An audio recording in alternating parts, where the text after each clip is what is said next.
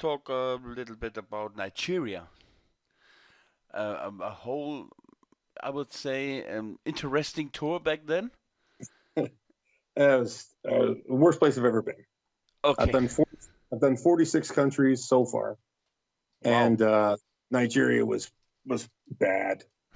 Like to begin with, you have to get a yellow fever shot and all this stuff. But I actually had to go.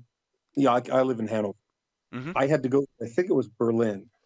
It was Berlin or Hamburg. I think it was Berlin. To the Nigerian consulate to have a meeting with the ambassador in order to get permission to go. Yeah. So I had my appointment for like 11:30, something like that. So I take the train down and I get there at like 20 after 11. I walk up and I ring the doorbell, and this guy inside says, consulate, blah blah blah. I'm like, yeah, I have an appointment at 11:30. He goes, no, we are closing now. Come back Oh. tomorrow. I'm like, hey, no. I said my appointment's 11:30. Yeah. So I'm here on time, 10 minutes early. No, we are not doing it. I'd argue with the security guy. And I was like, look, like it's costing me money to take a train to and from. Yeah. I'm not doing it again. Like you guys told me I could have this appointment. I took you at your word. He wasn't hearing it. So I had to contact the guy who had given me the appointment. I had to call and just hope he answered. And thank goodness he did. Yeah. And he got me in to do this thing. I had to pay 100 and something euros for the Nigerian visa or the agreement paper, whatever it was. Yeah. But on top of it, he said, "Oh, and by the way, because we have to rush it today because we stayed open, it's an extra 30." I'm like, "No, you just want $30 is what it is." Yeah. But I got no choice, right? Nigeria's supposed to be paying me back for all this edits, right? Yeah. It already sent me a big chunk, like half of my money. Hmm. So I thought, okay, well, they sent me half my money, so they must be, they seem to be good for it. So I got in and I have to fill out all these different papers and nonsense. And I'm sitting there waiting. And then they make a big deal that you may see him now. I'm like, oh, like he's the emperor in Star Wars. So I go marching into the office and I sit down in the waiting room. And then, they go, oh, he is prepared to see you now. I'm like, oh, wow, aren't I thrilled? So I go into the stupid office there and he's sitting looking out the window with his back to me behind his desk like he's like a villain or something. Hmm. So I sit there and I'm like, I don't initiate the conversation. I sit there and wait for him. Maybe he's, monkeying around on his phone. I don't know what he's doing. So I sit there and wait. And eventually he just kind of says over his shoulder, so I understand you want to go to Nigeria. And I'm thinking, well, yeah, great deduction, gumshoe. Of course, I'm in the Nigerian. So I'm like, yeah. And why do you want to go? I said, well, it's a charity wrestling event. I'm a wrestler, and they've invited me to go. You've got all the papers there. You can see it. And he kind of shuffles through some papers. He turns around and looks at me, and then kind of puts one finger on his bottom lip and stares at me like accusingly, and then turns to his aide and goes, he can go. And then turns his back to me again. That was all. That was it for all. Honestly, that was it, right? So I get my paperwork, I grease the people their money, and God. I bounce. So I fly to Nigeria with this huge stack of papers. I bet you the stack of papers was 1.5 inches thick. So how many hours you flight back then? Well, it was from Germany, so it wasn't terribly long. It was the middle of Africa. I think it was 4 hours, maybe 4.5 hours. Okay. My first trip to South Africa was 44 hours home, so anything less than that is gravy as far as I'm concerned. So I land in Nigeria, and it's all like everything's filthy. But I'm like, all right, it's an airport. There's things coming in from all over the world. Let's not be too judgmental type thing. And so they march us down this hallway, and every 3 feet there's a sign saying if somebody tries to hit you up for money, talk to a cop, because we're trying to end corruption. They also had that in the consulate too. I was like, well, the only person here who's going to hit me up for money is a cop, and he's just going to shoot me. It just seems like false advertising that they're going to help. So I get through this huge Super Mario land of hallways, and I stand in line, and then they give me this teeny tiny paper with little itty bitty writing on it. that I have to fill in. I can't see a thing because it's also dark in there too.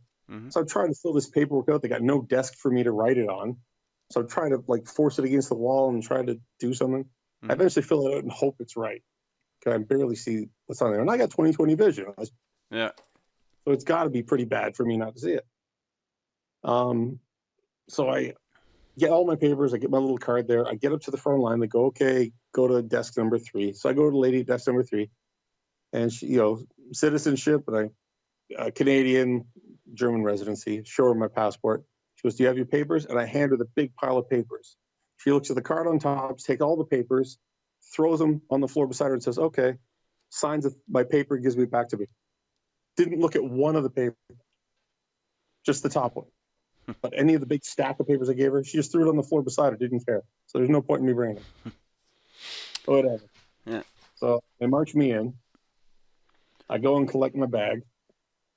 And then I go out through security, and there's a guy waiting for me. And he's a nice enough fella. And he said, okay, so we're just going to drive you to meet the rest of the team, and then we got to go do a press thing. Mm-hmm. Like a press thing? It's like 11 o'clock now. That's what you want to do. That's how you do it. I don't know. So we get in this car, and he sits in front in the driver's seat, and there's a cop with a machine gun beside him. I sit behind machine gun guy, and then a cop with a machine gun gets in beside me behind the driver's seat. And then this guy just puts this friggin' truck into drive, as it's like life's a lottery, be lucky, and stomps on the gas. And we just go. We jump curbs, and we're driving on sidewalks, huge holes in the road. We just zip around. We almost kill like a dozen people just getting to the property line of the airport. And when you get to the property line of the airport, standstill traffic, like bumper to bumper, can't move.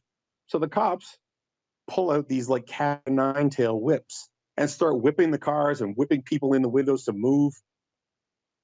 And we weed our way through this traffic because his cars are bumping into each other. Like cars are hitting each other to get out of the way because these cops are whipping them people in the face. Holy they shit. Drive me through.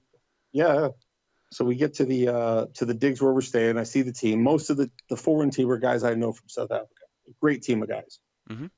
Renato and Anunzi, Mr. Wrestling, also just great people. So I'm glad to see them because everything else has been crazy. So I'm glad to see some friendly faces. So they take us out. We go to this bar, who's apparently a sponsor for the show. For the show, we're doing 2 shows over 2 weeks. So we're doing the first show in Abia State, but this one is for the show, a week and a half from now. And they take us to this bar, and to be honest, I was amazed because all these women are walking by. It was actually a high-end bar, pretty classy. And all these women are walking by. Now I'm about 6'3". I'm not a giant, but I'm not short. Yeah. But these girls are walking by, and I'm looking up at them. These beautiful black chicks. They all look like models. They were stunning. And I'm looking up at them, going, I wonder how tall their heels are. They must be wearing some big high heels. I look down, and they're flat-footed. They're just Amazons, giants. Yeah. So it's freaking me out a little bit. So we have to sit there for what seemed like a year. It's probably only 2 hours, I think. And then they get us into the cars, and they want to take us to a hotel. So we get to this hotel like 5 a.m, and they say, okay, we're going to leave at 8 for the airport. And I'm like, well, why are we going to a hotel for 3 hours? Like, this seems kind of stupid, but all right. So we go to this god-awful little hotel, and everybody gets like bug bites all over their arms. Everybody's got like red blotches all over their arms. We all had to take antihistamines to get rid of it.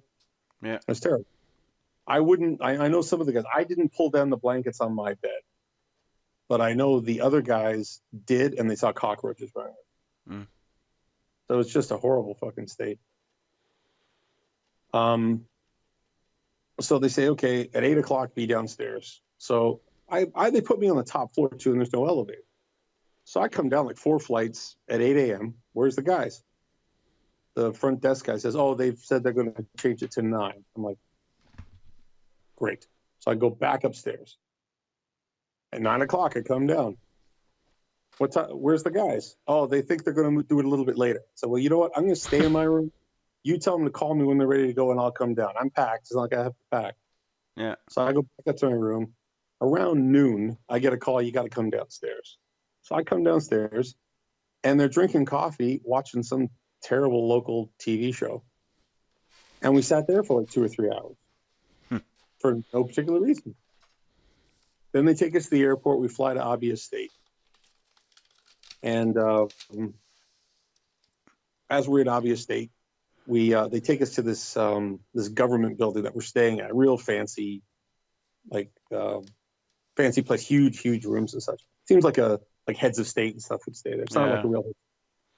So we go there, and then we find out that this bishop guy wants us to come to his place to celebrate his birthday. So they throw us all on a bus, and we're going to go to this birthday thing. But what we don't do is we don't go right to the birthday. We stop at somebody's wedding. And we sit there and we watch this wedding. And the couple who were getting married, I felt bad for them because it seemed like they only knew each other. They didn't know anybody else at this thing. But there's like 300 people. And they've got a host, and they've got an MC, and they've got, another guy who's on the mic, all, making speeches and stuff.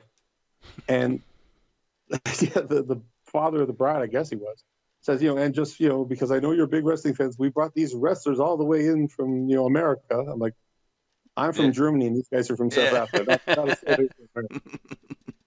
But the one guy on the team, his name's Mr. Wrestling. He looks a lot like Hulk Hogan. He wears the long mustache and the do-rag and all that stuff. And so we're sitting there, and the bishop is at this wedding thing. And he says, so we'd just like to say that we've got, your favorite wrestler of all time is here. Hulk Hogan, why don't you come up here and say... Give a head. Yeah. And so Mr. Wrestling looks at me, he's like, huh? I'm like, you're up, Hulk, right? Like, go say something nice. So I don't know, like if you don't, maybe they'll just leave us here. Like, I want to leave this place. So he goes up there, and like it's weird hearing Hogan done in a South African. Let me tell you, brother.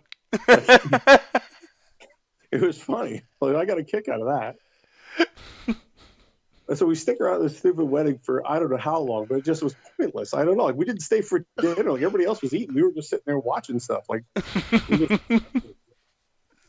Then they take us way out into the jungle to this bishop's compound. He's got big, 12-foot high walls around it and everything. He brings us in there and serves us dinner. And he has this monstrous spread and a big happy birthday banner in his living room. What I found out later was it wasn't even his birthday. His birthday was like 2 or 3 months ago. He just keeps the banner up in case guests come by. It's like at a party. Okay. Yeah. So we have this meal, and then at the end of the meal, we're all just kind of sitting around, and I'm like, listen, man, like, do you guys got Wi-Fi? I just want to, message home and let everybody know I'm alive and I'm okay and all that stuff. He's like, no, we don't have anything like that here. I'm like, well, do you have a phone? Like, can I use your phone? I'll give you money for the long distance. I'm not trying to beat you for any money. And he goes, no, we don't have a phone here. Like, really? What? Like, we just walkie-talkies? What the hell? He said, well, if you go up on the hill over just outside the compound, there's a little village there, but it's high enough that a lot of people with phones get a signal up there if you want to do that. I'm like, all right, I'm off. He goes, no, you can't go by yourself. You have to go with the soldiers. Oh. I'm like, really? He goes, yeah, it's crazy out there. All right. So I walk along with these two guys with machine guns on either side of me, just feeling weird, right? And I get up to this little, and it is a little village, but they're all terrible little shacks. There's no door on them. They have like a deflated soccer ball for the kids and like a G.I. Joe missing arms and such. And the kids see me and just panic and run away. And I'm like, oh, I don't want to scare kids. Like, I'm obsessive. So I feel terrible. Like, I turned to the one guard and I said, listen, man, like, I didn't mean to scare the kids. Like, did something bad happen here? And they're just afraid of strangers? And he looks at me and he goes, no, they've just never seen a white person before. Wow. And I was like, really? Wow. That's amazing. Like, now it makes sense why they're scared, because it's not just like, hey, you're looking a little pale there, Joe. It's like, that's a good one. So I did get a signal, and I got my messages off real quick to home, and got messages back to know they received it. And then I was waving and pulling faces at the kids until they started smiling, and then I felt better about myself. Yeah. And then on the way back to the compound, I kind of got a little bit angry, because I thought, you know what, he gave us like 2 and 3 plates of food.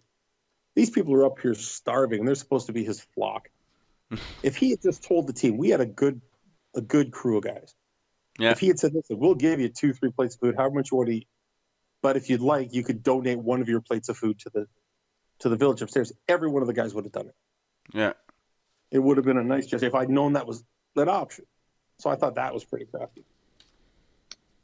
So then we go and we do the first show, and I'm working with a guy who's a strongman, like a legitimate strongman competitor. I think he's never had a match. So I have to babysit. It was a black guy, yeah? Oh, huge black guy, big muscle guy. Okay. And he doesn't know what he's doing. He just knows what he's seen on TV. So I've tried to baby step through. I said, well, we're going to do this finish, and we got a chair. Can we get a folding chair? Because then I can, get disqualified, because I'm in the championship match next week, so I can't really lie down. But he's the local guy. I don't want to beat him. Yeah. So let me hold the chair, let him spear the chair into me, and then he gets disqualified. And, I eat shit, so the crowd likes it. But I still am in contention, so we got a story to follow. And they didn't have, what they had was a silver tea service tray,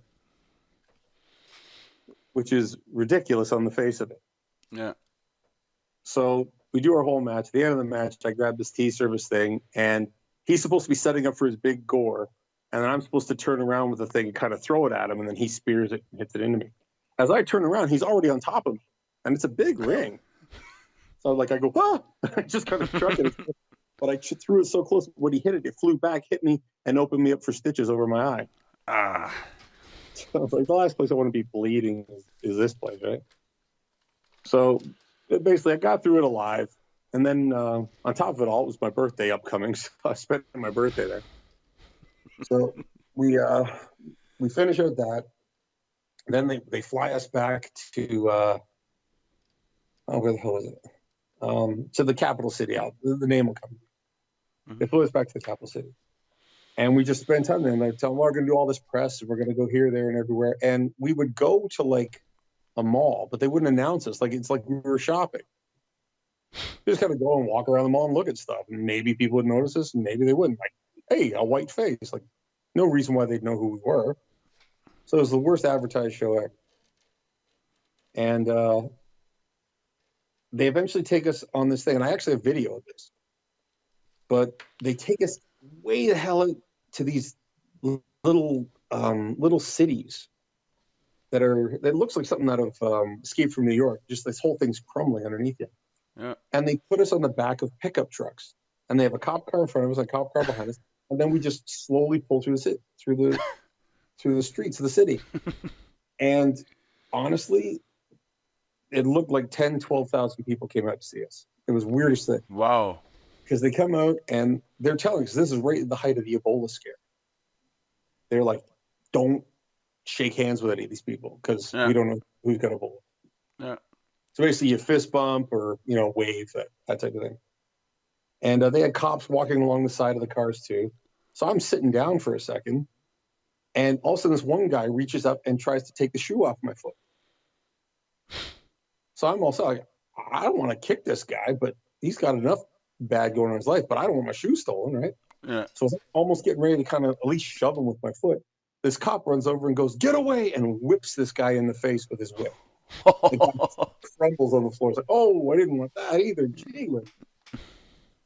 And by the time we get to the end of the run, and they put us back in our bus to go, I realized, we are 40 minutes from where the show's going to be. These people don't have shoes. There's no way they got a bus pass. So we've just advertised the show to an audience who won't be there. And we did it twice to 2 different little cities. Wow. Then show day comes. There's a million other little stories there, but I'll get to the meat of it. Show day comes, And they say, "Oh, it's a big arena, and we're going to have 40,000 people here." And da da da. So, okay. And they say, "Well, the tickets on the poster, tickets and the posters and all that say doors open at 12, events at 2." We didn't leave the hotel until 6 in the evening. And we get to this place, and it's a ghost town. There's maybe 25 people there, Wow. including people like selling Coke and such, Coca-Cola. Yeah. Yeah. So we get there, and they got this guy who's the trainer of the local wrestlers. His name is Jimmy. He's a super nice guy, and they don't have a match for him.